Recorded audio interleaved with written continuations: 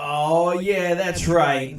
Welcome to Mic'd Up Monday. It's your host, Coach Mo. I'm here. It is Monday. It is time for Mic'd Up Monday. Today is a special day. It is the start of the new format here on Mic'd Up with Coach Mo. Today we have a special guest as well. And also, we'll be talking a lot of sports, one sport though, in particular. My guest is coming live from the city of Lakeland, Florida. I know our guest pretty well. I've known him for, I would say, 41 years to be exact. So it's going to be a good time. And like I said, this is a new format for the show. So we're going to have new guests every week talking about different things. But today I'm going close to something that I love a lot, and that is the sport of football. So without any further ado, I'll bring my guest on live here with me, and we'll talk about today's topics. All right, so here we are live with somebody who I know pretty well, and it is my brother, Alfredo. What's up, man? Hey, how you doing, Coach Mo? Oh, you know, we're living the dream over here. Yes. We got a lot to talk about today. As you can see, scrolling there at the bottom, we have lots to talk about. The topics today that we're going to be talking about are going to be what I like to talk about the most is football, right? We're going to talk Hernando County middle school football. We will also be talking Pinellas County high school football. We'll talk a little bit about college football. I'll be happy this year talking about college football a little bit. We'll then talk a little bit about NFL football. We'll talk a little bit about preview of tonight's game, brought to you by Alfredo. He's going to be talking about Detroit football, his favorite team. I'm not so lucky in the wins and loss columns in the NFL. But we will talk about everything here live coming to you. Again, Mic'd Up with Coach Mo. If you want to follow on the TikTok machine, you can follow me at Mic'd Up W Coach Mo 2. We have T-shirts available for you if you do want to purchase some T-shirts. We also have wristbands. If you want your wristband, we have Mic'd Up with Coach Mo wristbands. We're gonna have new things as well coming to you. But yeah, so. Alfredo, where can they find you? Where can they find you on Twitter, on X now, I guess? What is your favorite place to go to talk about sports? Well, I have a bunch of different ones. I mean, on TikTok, definitely it's at alfredo.muente7. Okay. And then on X, formerly Twitter, just at alfredo_muente. I have a lot of mostly baseball postings. I do a lot of baseball writing. I'm a member of the Baseball Hall of Fame, and as well, I work with SABR, which is Society for American Baseball Research. But all sports are welcome on X and on TikTok. Awesome, man. So we'll go right into our first topic. I know obviously you're not very versed in this topic, but no worries because that's what I'm here for. The X's and O's, right? So here in middle school, I know that if we talk back to our childhood, there was no middle school football where we come from in Pinellas County, right? So we didn't have the luxury of playing at the middle school level, right? Everything was always at the high school and so on. And there was PAL, where we played for the Countryside Junior Cougars, right? Right. And there was a lot of like PAL leagues, but there wasn't a specific middle school league. So I will delve into that. I'll talk to you a little bit about the teams that we have here, and then give you a little quick rundown of what that looks like. So in Hernando County, there's actually 7 teams that play middle school football. You have Challenger K8, Explorer K8, Winding Waters K8. You have Parrott Middle School. you have Fox Chapel Middle School, you have Powell Middle School, and West Hernando Middle School. Okay, so those are all the middle schools that we have in the county that play football. Okay, and I will tell you, I would say the biggest schools, the ones that always have like a team that keeps reloading, is going to be like Challenger, Explorer, Parrots always have a big squad. Powell, those are like the powerhouses, right? Those are the teams that like really reload every single year. Last year's champions, the Explorer Bobcats, have started off the season 3-0. The quarterback there, DJ, he is undefeated this year. He's great. He's got a lot of weapons this year. I'll tell you that. Being a coach and being out there every day, I get to see that, right? As a quarterbacks coach, I get to help out at the middle school level with the quarterback. And like I said, he is phenomenal. He's got a good arm. He was just at the FBU. I don't know if you know that the middle school top quarterbacks go there and they compete. He was over there this weekend and he did well. But we are 3-0. We play this week West Hernando Middle School. We'll see how that works out tomorrow. We'll have more information on that tomorrow after the game. We will post it on Mic'd Up with Coach Mo. If you do want to follow us, you'll be able to see us. I'll be live from the game there. Last week, the Explorer Bobcats did defeat the Powell Middle School. I don't know what their mascot is. I think they're the Panthers, I'm pretty sure. But we beat them 36-0. Powerhouse, though. Honestly, it was a great game. But yeah, so I see in the future there that we will, we have West Hernando this week at home. We play all of our home games at the high schools. So we play at Springstead High School, and that's where we'll be tomorrow at 6:30. So if anybody wants to come out there and check it out, that's where we'll be. So yeah, that's a little bit about middle school football. Do you have any questions, anything that you would like to know about anything that has to do with middle school football? Well, I mean, it's very interesting how you have middle school football now. Like you said, we didn't have that growing up, but we did have the junior Cougars, and you could play from a very young age. You had the 4 different categories now, and now they've kind of sectioned them off, kind of like they do with soccer, more about age groups more than it was with weight back then. Yeah. But is there a league too that participates sort of like the league, the SYFC in here? Yeah, I think it's called the YFL. Okay. YFL. I think that's what that one's called over here. And I don't know all the teams that are over there, but as far as like the middle school itself, they do feed into those middle schools. So they played against each other before. Some of those players have played against each other before. So that's pretty cool. Yeah, so that's a little bit about middle school. I'm excited. Starting off the season, 3-0 is awesome. Last year we started the season 0-2, and we ended up winning the whole thing. So you never know. You never know what the tide has turned. We got to stay healthy, right? That's important to stay healthy through the season, and hopefully we pull off another win and go 4-0 tomorrow. Yeah, absolutely. All right, so let's switch gears a little bit. Let's talk a little bit about Pinellas County football. I know that you are covering Game of the Weeks over there, which is pretty cool. And I know that last week you got a chance to go to a rivalry game, which is pretty sweet. It was the Eastlake Eagles and the Tarpon Springs Spongers, right? So talk to me a little bit about that game. Well, I mean, the atmosphere was amazing. I mean, first of all, the weather was great. The fans were awesome.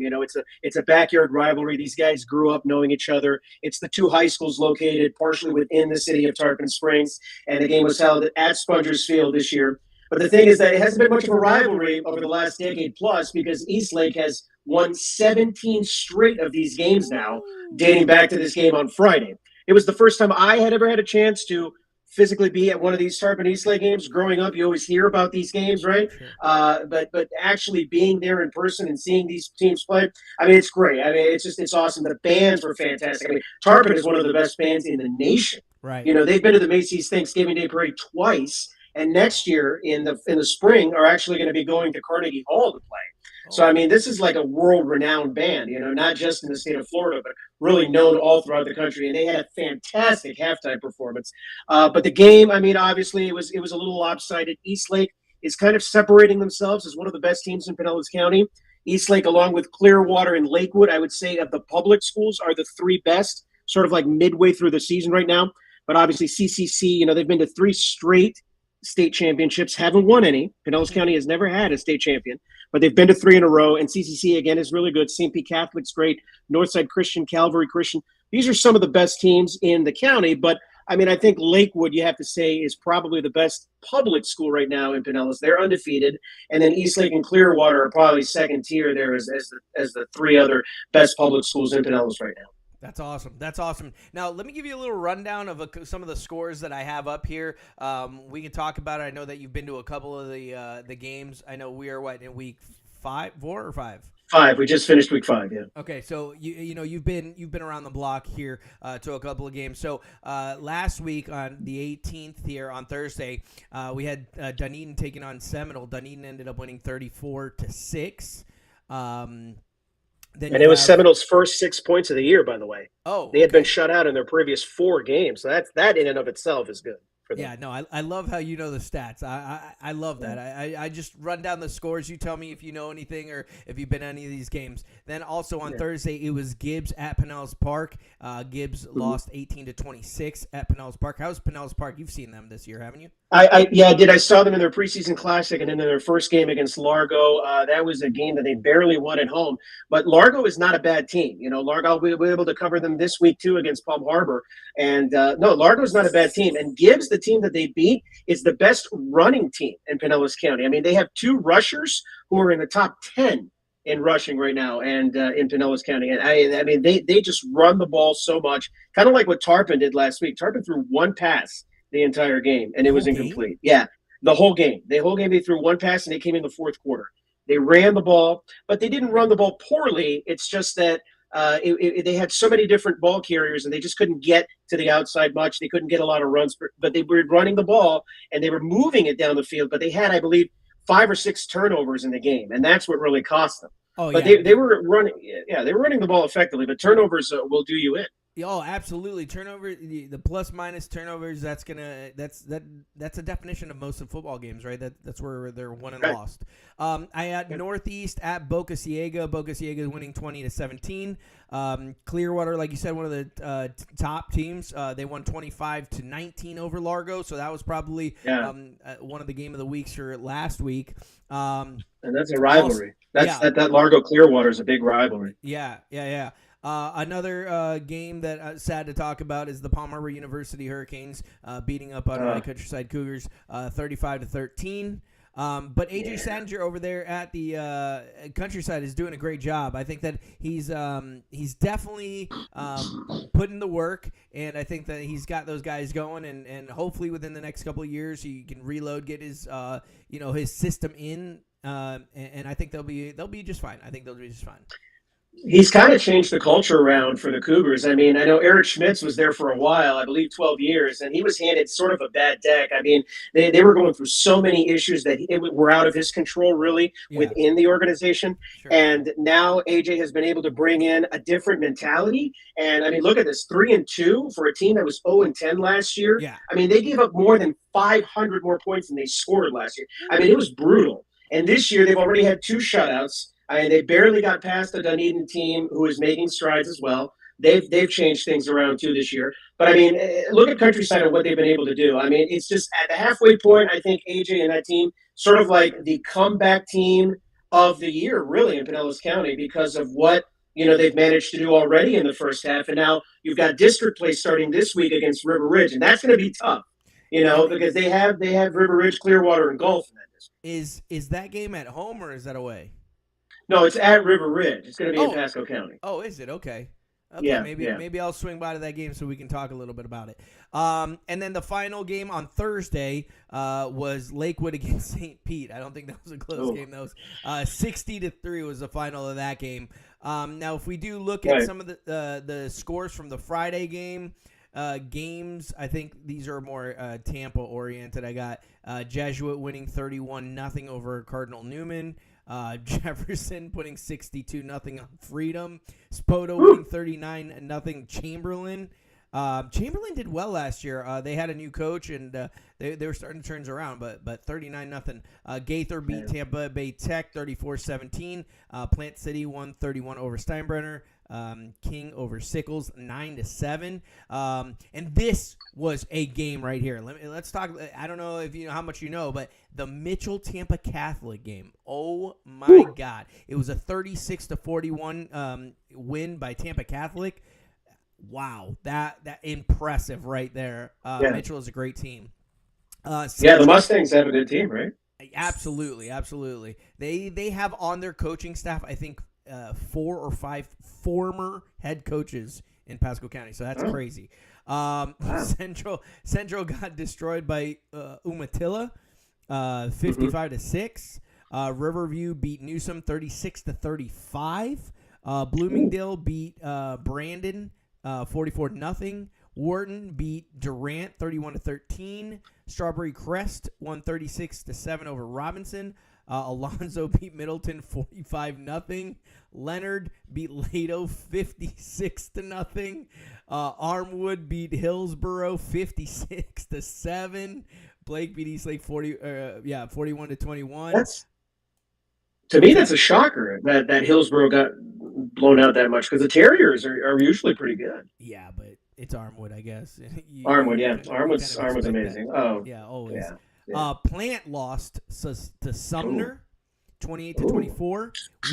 Listen to this one. Wiki Wachi, who had a really close game the week before, they played against Central, and they won in the last second, literally in the last second. They beat Anklote 56-0. Auburndale beat Bartow 28-6. Let's see any. Bartow's got a new head coach this year too. Yeah. So they're changing things around. 5A, the Falcons won. They beat Cypress Creek 47-21. Can I say something though for a second about that? Yeah, of course.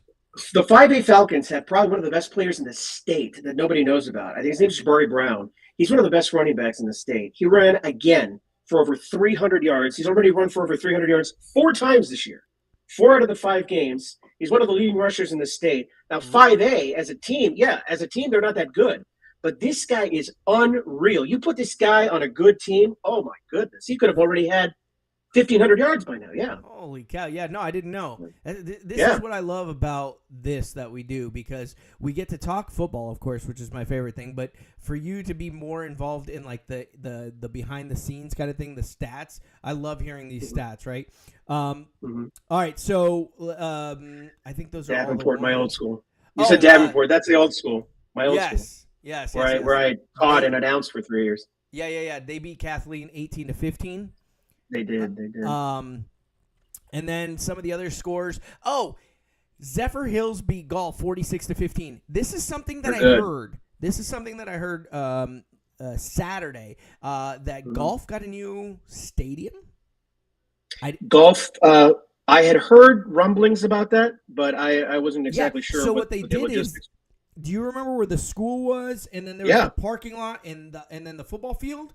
So now they spun everything around, it looks like. So where the parking lot is where the school is now, and where the school was, the parking lot is now. So they moved stuff around. I want to go over there and check it out, because that sounds awesome. A new stadium always sounds awesome.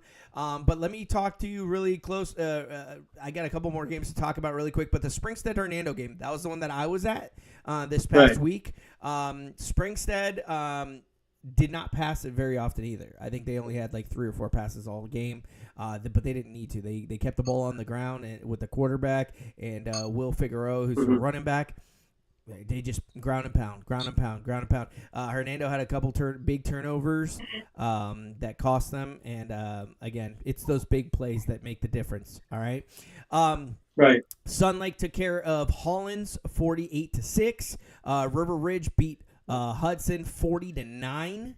Let's see any other really good one. Lando Lakes beat Leesburg 42-0 away. Wiregrass Ranch 149-19 over Wesley Chapel. A big win, of course. Lakeland winning 43-0 over Booker T.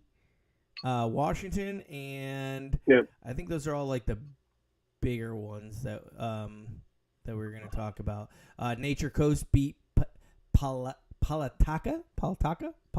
you heard of that school? Palatka. Palatka. Is how you say it. Yeah. Nature Coast won 21-20. So they just edged them out there. But those are all the big ones. Man, it was a great high school football week. This week, like I said, I'm going to be. I would love to go to that River Ridge Countryside game, obviously to go watch my team play. Right.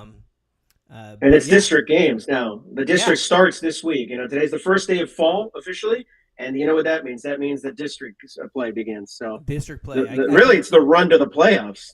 Yeah. I mean, looking back at Countryside's rest of the season, right? What do you think the chances are for them to make the playoffs? What are your? I don't, because it's based off of the district games. River Ridge is still, and Clearwater are the two top teams in the district. So when you have two teams that are just overwhelmingly that much better, it doesn't really give Countryside that much of a chance. I mean, the Cougars could go the next 5 games and only lose those 2 games. But that would keep them out of the postseason. Yeah, and they could beat Gulf, and I think they'll beat Gulf. That's the thing. But see, you have those 2 teams, Clearwater and River Ridge, which are much better. So the chances for Countryside to make the playoff, unfortunately, are not good. But I mean, still, they've won 3 games, and they could win 3. Why, that'd be amazing for an 0-10 team list. Oh, absolutely. Yeah. If they go 6-4, that'd be great, dude. That's incredible. Yeah. Even 7-3 is possible for them. Yeah. I mean, even then, Yeah. that'd be great. Yeah. So yeah, that's a little bit about high school football. Tell me, what game of the week are you going to be at this week?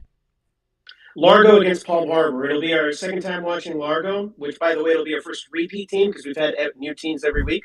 But they'll actually be traveling to Palm Harbor this week. And Palm Harbor is ranked in the top 10, according to Suncoast Preps in the county. Okay. They were 10th last week, and they may have moved up now with their win against Countryside. So we'll see. We'll see what they do at home against Largo.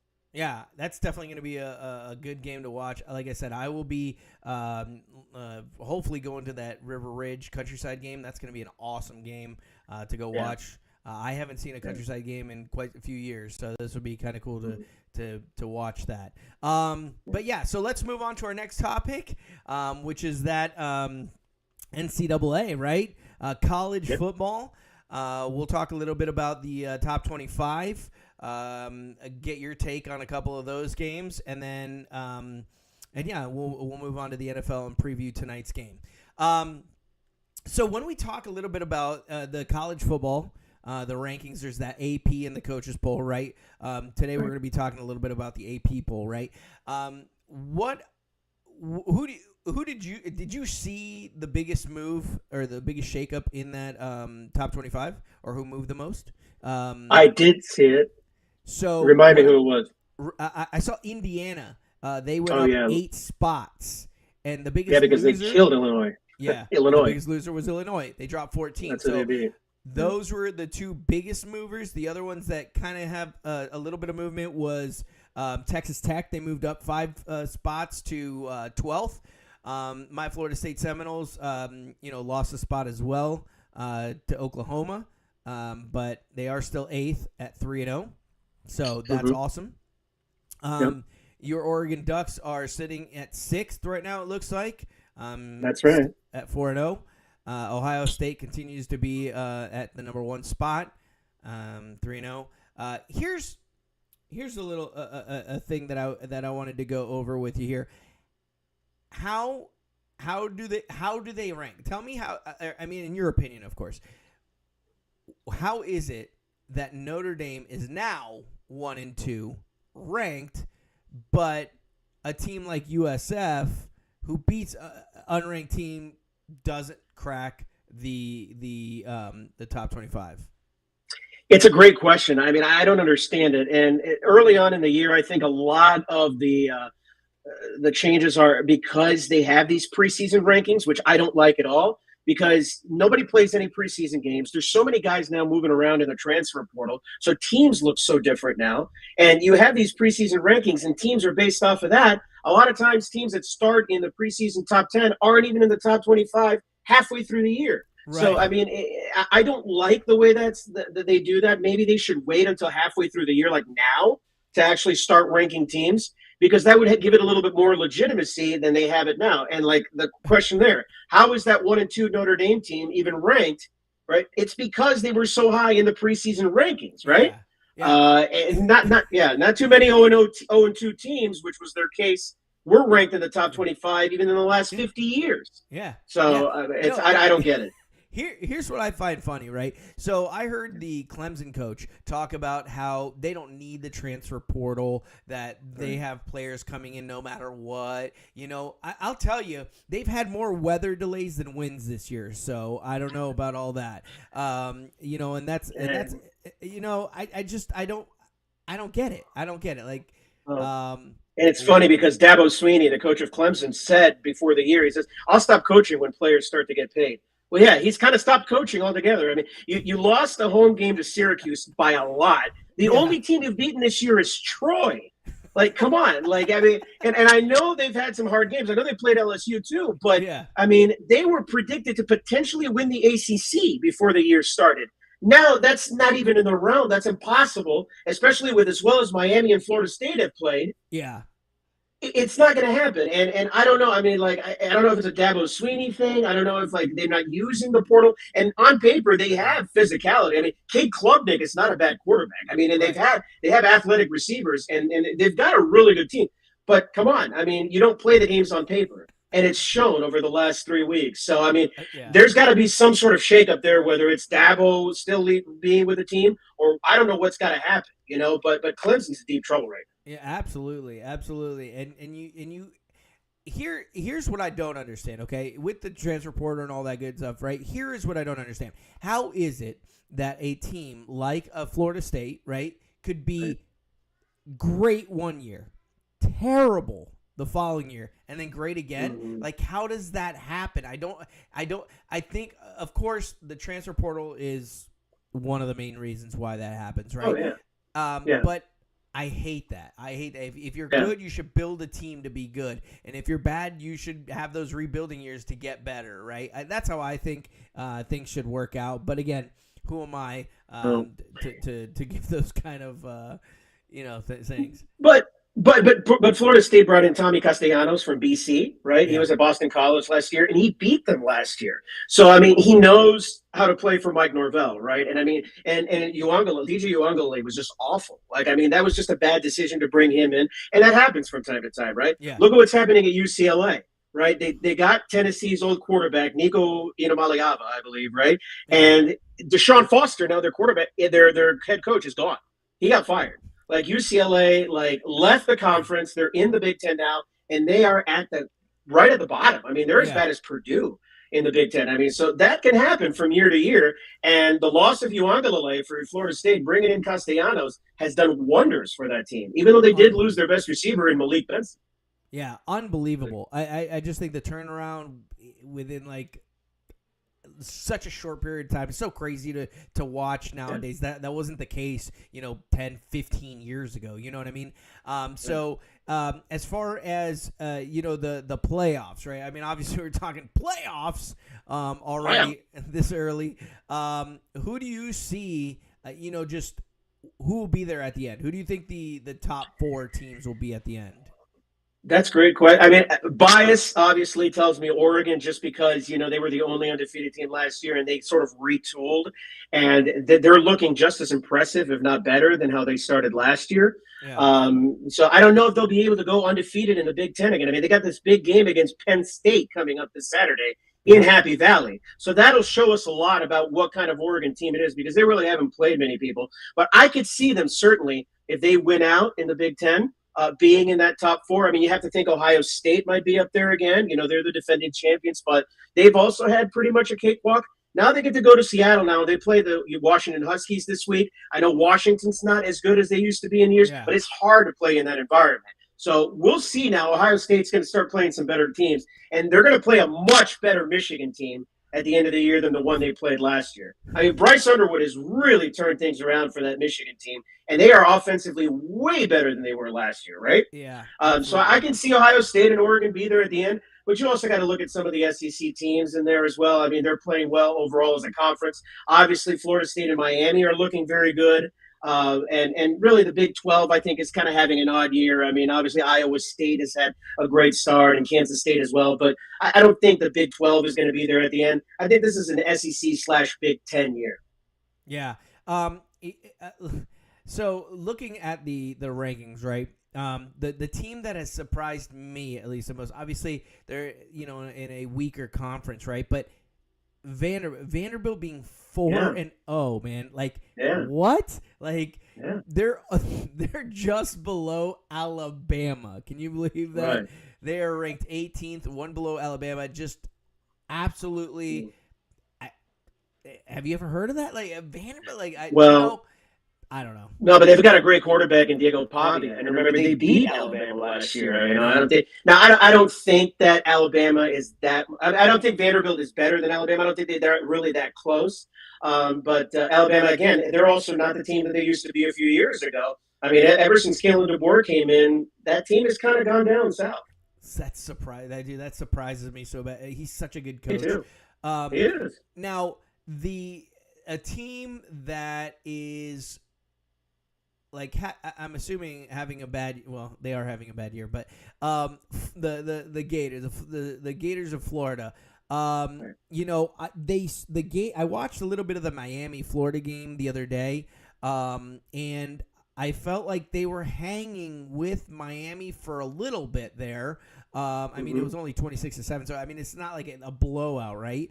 Right. In these days, right? Blowout is 70-21 like Vanderbilt did, but 26-7 isn't a huge blowout. And they did hang with them for a little bit. What are your thoughts about Florida, that Florida team this year? I just don't think DJ Lagway, their quarterback, I think is way overhyped than what he was. I mean, he was the McDonald's quarterback of the year coming out of the state of Texas, going to Florida and getting a chance to play when Graham Mertz got injured. And he played well at the end of the year, but there was not a lot of pressure. This year, obviously starting afresh, they do have a lot of pressure playing in the SEC every week and already having to have played LSU. Kind of, a stinker against USF, which it was because they're better than USF and they should have beaten them at the end of the day. But they were outplayed that day, unfortunately for them. And then they beat LIU at the beginning of the year, so that was expected. But I don't think we've seen the best that Florida can play. Obviously, they have some great receivers. Eugene Wilson is great. I think they brought in another receiver also who's a true freshman out of the state of Florida. So they keep a lot of their guys close by. They do a lot of recruiting within the state and close by in the Southeast. But I just don't know if DJ Lagway is that guy. I think he still makes too many, I don't know if you want to say bad decisions, obviously. He's already thrown a ton of picks already, right? We saw that in the LSU game. They can get better, and I think they will get better, but they have such a hard schedule. I mean, if you look at who Florida has to play, it is just a gauntlet, right? So maybe the wins losses are not going to be there for Florida this year. They may not be a 500 team. But at least they will play a little bit better than they have been at the beginning of the year. They've been stunned, I think, but they're not as bad as what they've shown so far. Yeah, no, like I said, I think that, I watched some of the game and they hung with a great Miami team there, towards halftime and things like that. But I think that I don't know. Like I think the Super Bowl, so to say, of college football for me is going to be the Florida State-Florida game, just to see how they, how they do. Right. I mean, I think that's going to be a great tell for the Florida State team. Because again, Castellanos has been doing a fantastic job for us, but who knows? Who knows? You know what I mean? Playing an SEC team is always not the easiest thing in the world, especially for us at Florida State, right? In a rivalry game. It's a rivalry game. Yeah, you never that's know what I was going to say. In the rivalry game, right? I mean, not like the Oregon State game. Even though it's a rivalry game, it doesn't matter because you guys still put it on them, right? Yeah. But yeah, so that's college football. I think that there's a lot still college football left, and who knows where everybody will end up. We still have a lot of games to go. Again, rivalry games have been going on. You guys played the Oregon State, so that's one already out of the way. I agree. I think that definitely Oregon will probably be there at the Final Four, right, when it gets there. I definitely think also the Ohio State will be there.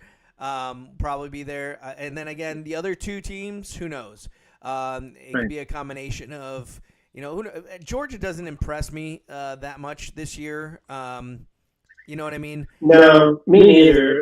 But I am impressed with the freshman quarterback for Ohio State, Julian Sand. And I didn't know what he was going to bring to the table coming in. I mean, you're playing for a major college football school with the history that Ohio State has as national champions. You don't have Will Howard anymore, but you still have Ryan Day coaching the team, and he's a great coach. So, I mean, we'll see what they do. I mean, like I said, that game against Michigan is going to be huge because Michigan's way better this year, too. And they'll have two freshman quarterbacks going at it. That'll be awesome. That's crazy. Yeah, that's going to be an interesting game to watch as well. But yeah, we'll see what comes of it. We'll see what the Final Four looks like later on down the year. We'll talk more about that as we go on. But let's go to the final topic for today, which is that NFL. Just everything NFL. I want to start off. Obviously, we got the Lions and the Ravens tonight. I've got a chance to watch both teams play this year. I think to be honest with you, the Lions defense aren't what I thought they were going to look like this year. They were a little upsetting to me watching them. And the Ravens are kind of a weird team themselves. I mean, they went out and they did great. Derrick Henry had almost 300 yards rushing, and then he goes to having 20 yards last week. I don't understand that. To me, that's so weird to watch somebody who's that good and then have so good one week and then so bad. There's off days, right? Everybody has their off days, but how do you go from so good to just off? You know what I mean? So that's what that same thing. The same thing happened with the Lions. I mean, in the first week, they could not have played any worse than how they did against Green Bay. I mean, they were off in every aspect, offensively, defensively. This is a team that led the NFL in points per game and in yards last year. And then they showed it against the Bears. Now, there might have been a little bit extra because they were playing against Ben Johnson, their former OC, but they dismantled that Bears team. I mean, they broke a lot of offensive records in that game. And I'm sure they're happy to have John Morton as their offensive coordinator. It's going to take a little bit of time, obviously, to switch gears with him after all those years with Ben.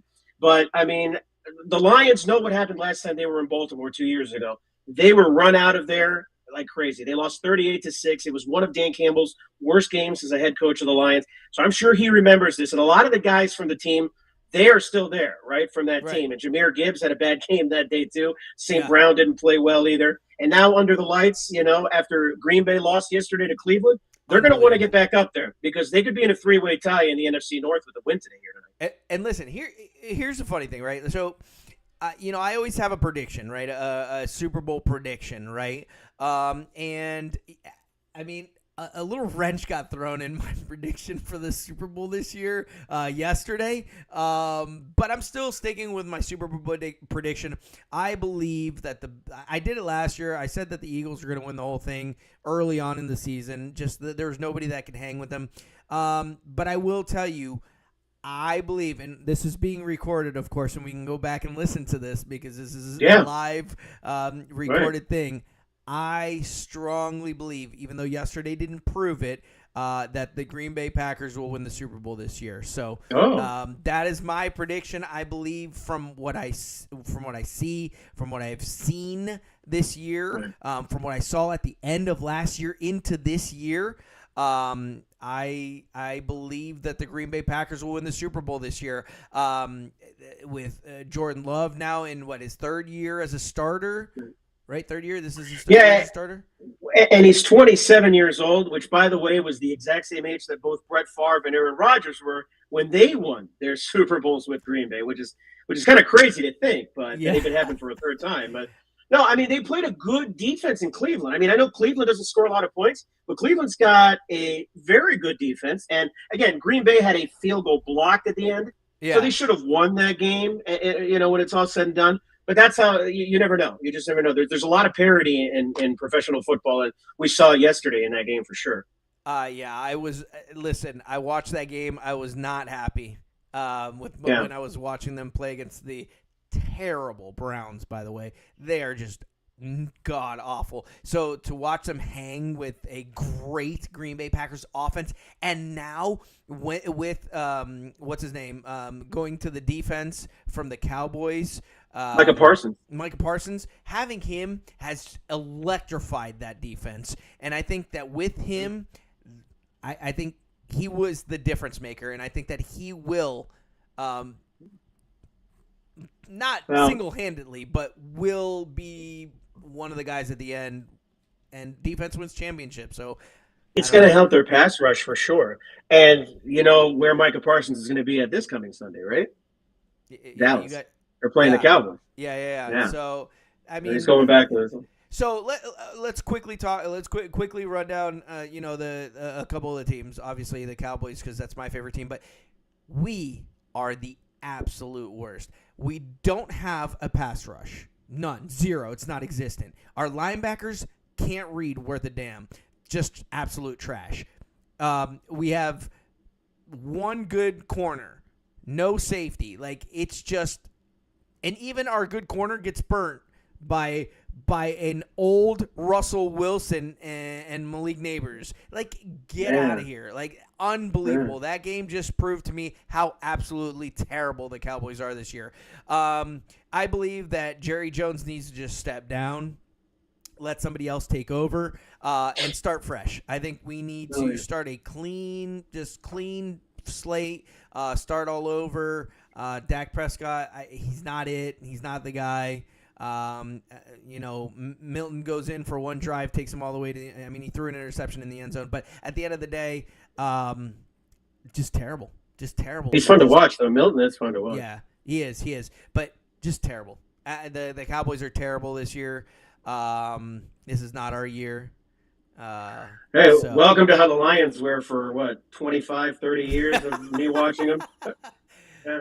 Listen, but the thing with the Lions that's weird to me is like, man, they are stacked all over the place. Like, if you want a home run hitter, throw it to Williams. If you want a great pass catcher, throw it to Amon-Ra. If you have a fantastic tight end in Laporta to just get it down. You just get it to him. You have two fantastic running backs. Your O-line is better than average, right? You have a fantastic quarterback. Like, you're not lacking on the offensive side of the ball. On the defensive side of the ball, you have one of the best pass rushers. Obviously, he was hurt last year, but Hutchinson, great pass rusher. Like, all around, solid. I wouldn't say top tier, but solid defense. And it's mind blowing to me that team can even lose any games. You know what I mean? After especially watching them last year. So I don't know. Well, now they're playing a first place schedule, and they're playing a lot. Like every road game that the Lions play, besides maybe the one in Chicago, and that's a divisional game, are difficult. I mean, Green Bay, tonight at Baltimore. We play at Kansas City, at Philadelphia. We play at Cincinnati, which may not be as bad now without Joe Burrow, all right, because we play them in a couple of weeks. But still, I mean, you have a lot of games against teams that are just really good on the road. I mean, at Minnesota, you got to play them too. So the Lions are playing a lot of really tough road games. And remember, the Lions were 8-0 on the road last year, and they did not lose a division game. They've already lost their first road game, and it was a division game. Yeah, so. Crazy, man. Crazy how, again, tides turn so quickly in the NFL too. Yeah. But looking back at the games from yesterday, going back to Thursday Night Football, the Bills beating the Dolphins, man, that was a crazy game. Like, I think going back to what we were talking about earlier reminded me of this, that you were talking about how Tarpon hasn't won a game, the Eastlake game, you know what I mean? Or no. I was thinking more along the lines when you were talking about the CCC. They remind me of the Bills. because their acronym for their name is Yes. Boy, I Love Losing Super Bowls. We got to make one up Right. for CCC because they love going to the Yeah. something lose championships or something like that. It was the third C in CCC because close championships. CC, we need one more. Crashes in constant championships. I don't know, CCC. But yeah, so the Bills also look good too, but Yeah. I don't know. The Bills are always I never know what to expect with the Bills. Up and down. I never understand which Bills team we're gonna get, right? Yeah. So that's what I think about the Bills. Go ahead. Right now. I've got Philadelphia and Buffalo in the Super Bowl. Is who I have. Bowl? But yeah, I mean those are my two teams that I'm going. I think the Chiefs have taken a step back a little bit. Yes. I think we've seen it over the last 3 days, and they struggled against not a good Giant team yesterday. So not a good team that we beat. Right. But you take every opponent differently, and they hung with them for a while. You know what I mean? But again, they made a lot of mistakes, and Russell Wilson is just. I mean, since he left Seattle, he's just been a totally different player. Yeah, no, he's not that good. And then did you hear everybody chanting for Dart to get in? That was hilarious. Oh my gosh. They love that guy. Yeah, he's great. He was great at Ole Miss too. Yeah, no, I know, but they were talking about how they were. He was the starting defense last week when they were practicing. He was right. So that's he was being fantastic. They all love him over there. The Bucs barely getting past the Jets. What the heck is that all about? The block, it's just all around the crazy ending to the game. Once again, the Lord and Savior there, Mr. Mayfield. I mean, every single three straight comebacks in the last 2 minutes of the game. Unbelievable. And that fourth quarter. No, I was gonna say that fourth quarter for the Bucs was kind of made him look like the old Bucko Bruce '76, Buccaneers that they were playing like. They played like that '76 team it seemed in the fourth quarter there because they almost lost that game. Yeah, that was unbelievable. Another great team, obviously, that hasn't played anything to their potential for me. The Commanders winning 41-24. I think they should have been since he beat the Raiders anyway. Right. I was stunned that the Jaguars were able to top the Texans. That was crazy to me. I really thought the Texans were going to win that game. So Me too. that was kind of weird to me. Now, the real deal. Here is who we really need to look at in the NFL, especially in the AFC. The Indianapolis Colts. Well, yeah, I mean, okay. Daniel Jones has played well, okay, but then again, this is the Daniel Jones that Brian Dable thought that the Giants were going to have over the last few years, and a lot of times change of scenery helps guys. Right? We're seeing that with. But Daniel Jones is the real deal, as you can tell over there. And plus, he's got a supporting cast, right? Yeah. All over the place. They have people all over the place. So it's the Colts. Watch out for the Colts this year over there in the AFC. I thought that them switching out with Anthony Richardson not being named the starter, I thought, well, this is too quick for them to give up on him, but it's not looking like it. The soul of Pat McAfee has come back into the Colts, and they're playing well. Listen, they have played great football. These 3 weeks. So great job. Look out. Eagles beating the Rams. Also, kind of a weird game. Rams looked like they were going to take it, and then the Eagles come back. This is why I don't have the Eagles happen this year. They're not as sound as they were last year. I mean, they all have Jalen Hurts. That's the thing. I mean, they find a way to win, and good teams find ways to win even bad games. Even when you play poorly, and they did. They didn't play well until the fourth quarter. Yeah, I hear you. I don't know. They're not the team I thought they were going to be. All right. Vikings winning 48-10. I didn't know who would win that game, obviously, because with 2 backup quarterbacks, you never know who's going to do what. So that was that kind of game. Who knows? If the Vikings are that good, even without JJ, who knows? I don't know, man. I don't think. I mean, I don't know if getting rid of Sam Darnold was the best thing for them because of what he did for them last year.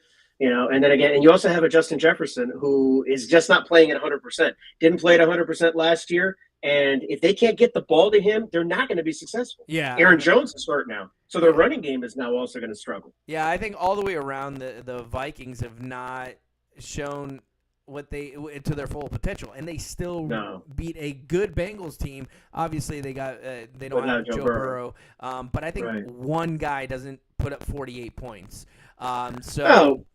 But then they lost to a really bad Atlanta Falcon team who somehow lost 30-0 to the Panthers yesterday. Yeah, that was the next game I was going to talk about. I think there's no such a weird difference, right? And here's the thing: the Panthers are not good. Okay, they're not good. No. But I will tell you, who I said before the season, who the rookie of the year was going to be McMillan, that wide receiver from Arizona. That guy is the real deal, dude. I'm telling you, watch out for him. He's he's awesome. I said that before the season started. I think he's going to be the rookie of the year. Unbelievable guy, and he showed it yesterday. And they have Bryce Young throwing him the ball. So I mean, those two guys, if they can get a defense anyway, I think the Panthers, could in a few years, if they keep that nucleus together, challenge Tampa Bay for the NFC South. Absolutely. You know what I mean? So we'll see what that goes. The Steelers winning 21-14. I mean, they got Aaron Rodgers. I don't think he's wowed anybody other than the first game, but I mean, it was the first game of the season. I think anything could happen. The Seahawks destroying the Saints 44-13. The Aints, they are absolutely they're horrible. Spencer Rattler, probably one of the worst quarterbacks I've ever seen start an NFL football game. I dislike him in so many different ways. He's not good. They need to come up with a different formula over there for the Saints. The Chargers beating the Broncos. I don't know how that ended up happening. I think Bo Nix is a fantastic quarterback. I think that he has a good supporting cast. I thought that this was going to be their year to really show out. But so is Justin Herbert. I mean, and look, the 3 wins that the Chargers have are all against the division. It's rare to open up with your 3 divisional opponents like that, but they've beaten all of them. And another thing I think about the Broncos that I was thinking about, John Morton, who is now the Lions offensive coordinator, was the Broncos last year. So they have a whole new offensive look.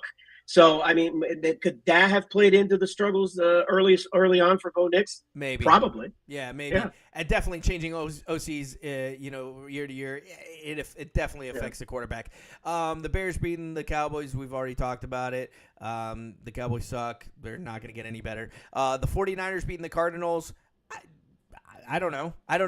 That's such a weird game. Kyler Murray is great, but without starting for the 49ers, they have Mac Jones. Yeah, nothing great. But the Cardinals, I think, are probably the worst 2-1 team ever. I mean, it's just seriously, and they could have won that game yesterday. It was only 16-15. Yeah, right. But look. Yeah, the thing with that is with the Arizona Cardinals, I think, is that they've started off with sort of like a cakewalk, and then they run into a San Francisco team who's in their division and they've struggled against on the road, and they were still able to stay without Marvin Harrison even playing well. Yeah. Marvin Harrison has been non-existent. Yep. And this guy's supposed to be one of the greatest things ever since sliced bread. Right. But still, I don't think Arizona's really that good. I think a 2-1 team, but not good. Yeah, but a Mac Jones. Listen, a Mac Jones without what's his name, the tight end, without their tight end, McCaffrey. Kittle. Yeah, without Kittle. Right. And now Bosa's out for the year. McCaffrey. Not 100%. Not 100%. Right. So I didn't think that it was. I actually thought the Cardinals were going to win that game. I don't know. I picked the 49ers, but I thought the Cardinals might have upset them.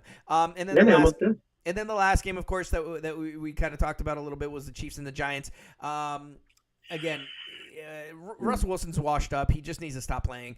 And the Chiefs are not that good. That was proof that they're not that good. Mahomes, he's still Pat Mahomes. They still have Travis Kelce. They have Hollywood Brown. They have somebody suspended right now. who knows? Oh yeah, Rashid Rice. Yeah, Rashid Rice. But here's the thing. And how many times are we going to see a sideline feud with Andy Reid and Travis Kelce? Like, I mean, it's getting old, and it shows you there's a lot of dissent in that clubhouse right now. You know, you don't win games, and that starts to happen. You know, and so these guys are all, you know, they have emotions just like anybody else, and you're starting to see this with Kansas City. They're breaking up a little. Yeah, and you know we'll see what happens at the end of the year. Who knows if they can pull it back together? I don't think so. They can't. I don't think they could beat Baltimore. They can't beat the Bills. I don't think, at least. Right. You know, and a healthy Bengals. I don't even think they could beat a healthy Bengals. We'll see next week. I mean, the teams play the Ravens next week, and then just a couple of weeks later, less than a month from now, they're also playing Buffalo. Yeah. So we'll get a chance to see them in those two games. We definitely will get a chance to see them. So give me a prediction for tonight's game before I let you go. Obviously, a little biased being a Lions fan, but yeah, tell me what you think. I don't know. I think Lamar, I think, is just too good against that defense of ours. I think it'll be a high-scoring game, but I think the Ravens pull it out. Although, fingers crossed, hopefully that doesn't happen. So plus or minus 50 yards rushing for Lamar. Oh, I'd say way more. More? Okay. All right. More than 50. What about Derrick Henry? Plus or minus 100? Yeah, again, I mean, the rush of Lions is not very good, so I think he gets 100, maybe a little bit more than that. Sure. Nice. All right. Well, ladies and gentlemen, this is my brother Alfredo. Dude, I would love to do this more on a weekly basis. I love talking football. You know so much, and we're right in the heart of the football season. So I think we should continue the conversation next week. We'll talk. I think. Same format, same everything. I think everything worked out really good. We can start bringing in guests if you want to talk. You know, more. One week we can bring like a middle school, high school coach. We can talk to like the AJ Sadinger. We can get him on the show. Or awesome. You know, or some college people, or maybe some NFL people as well. So. I'm you know AJ, right? You've known him for a while. I remember watching him play as a kid with the junior. Yeah. No, I know AJ for a while. I hope to get a chance to see him later on this week. But thanks again, man, for joining the show. It's been an absolute pleasure having you here. And I'm gonna leave it at that. Go watch your team play. I think it's gonna be great. Will do. Thanks for joining me today. And we'll hopefully see you next week. Hopefully, that'd be awesome, man. Yes. Well, it would be. I appreciate it. Thank you so much. Yeah, absolutely. You have been mic'd up with Coach Mo. I'm out of here every Monday around 8:00. We'll be talking maybe to Alfredo next week from Lakeland again. So again, signing off. Thank you so much, man. Peace out. Bye. Yeah, you're welcome. Take care. See you, buddy.